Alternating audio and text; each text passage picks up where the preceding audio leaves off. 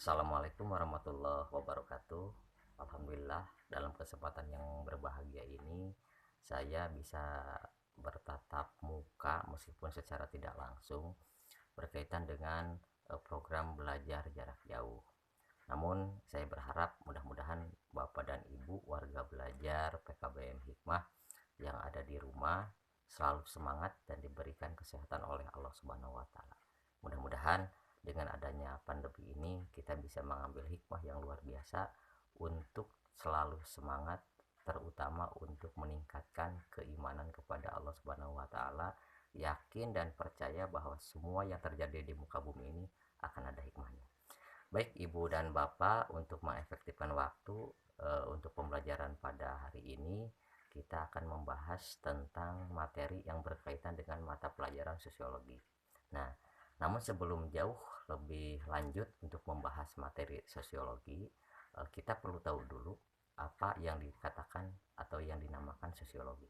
Nah, secara kebahasaan, secara harfiah bahwa sosiologi itu terdiri dari dua suku kata yaitu sosius dan logos. Artinya, sosius itu sosial yang berarti masyarakat. Kemudian logos itu adalah ilmu.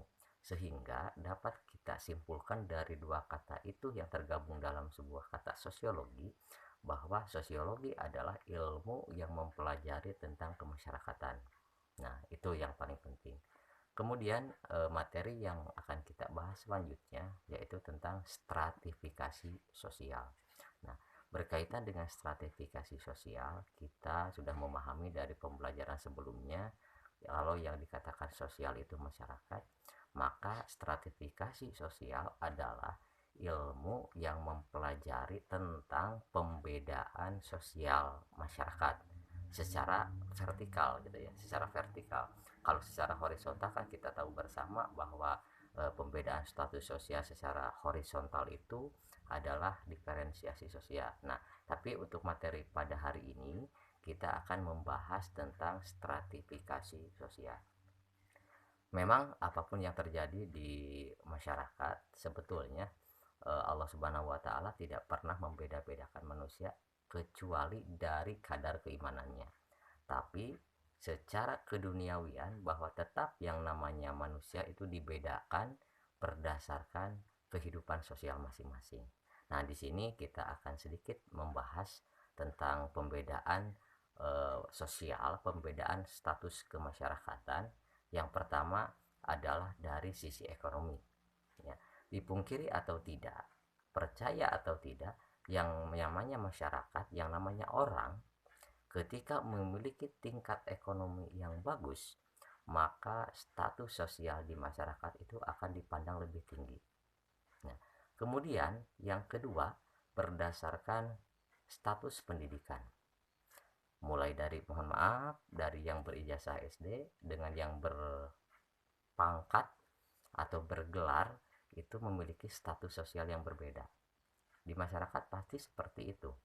Jadi yang pertama adalah ekonomi, yang kedua dari bidang pendidikan gitu ya. Kemudian yang ketiga adalah dari kekuasaan.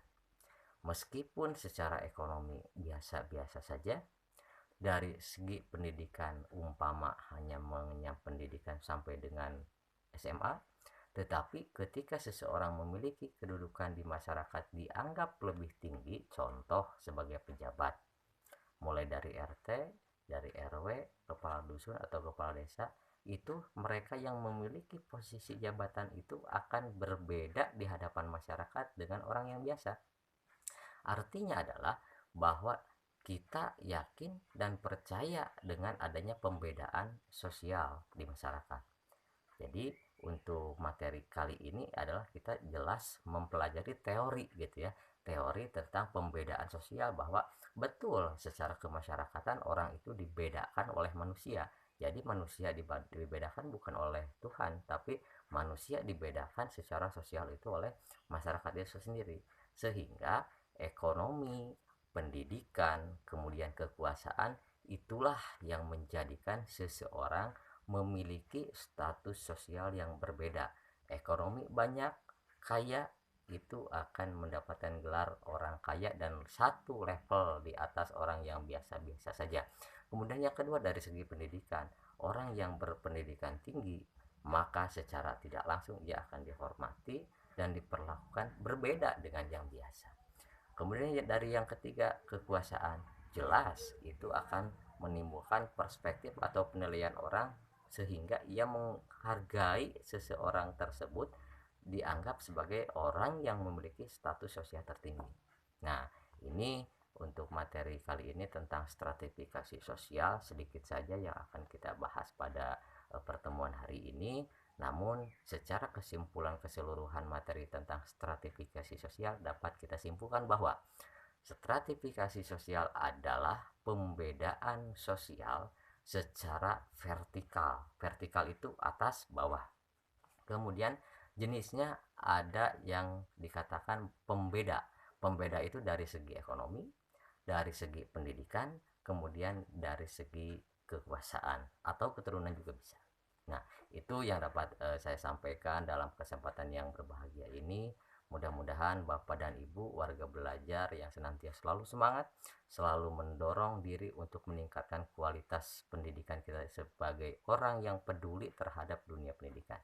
Selalu semangat, jaga jarak, rajin mencuci tangan, dan selalu paling penting adalah menjaga kerumunan gitu ya. Itu saja yang dapat saya sampaikan. Kurang dan lebihnya mohon maaf. Wassalamualaikum warahmatullahi wabarakatuh.